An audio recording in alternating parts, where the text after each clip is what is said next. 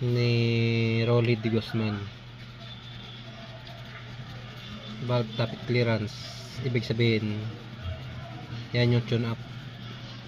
Sabi dito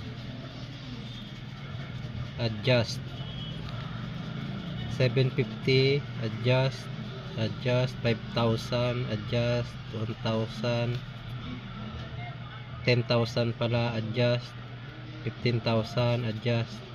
Ibig sabihin kada 5,000 mo siyang i-adjust.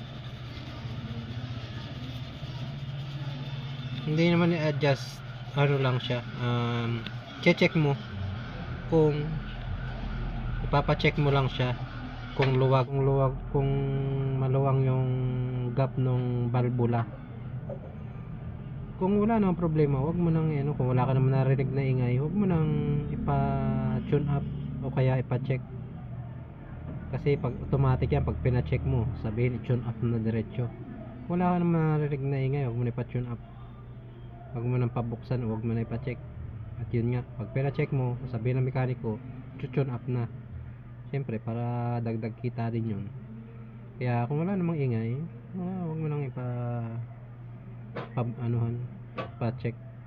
Kasi yung akin, simula nung ilang na yun, 5 years na. Tapos, hindi ko naman chinecheck ko lang yung niya. Ay, pala na ko na yun pala na tune up ko na yun. Pero kung hindi ko naman tune up yun, parang wala namang problema, okay lang. Kaya kung ako sa inyo, wag nyo lang pa sa tune up kaya pa check, kasi wala namang problema yun. Ganun lang.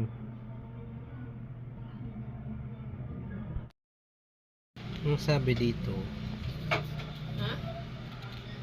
valve tappet clearance.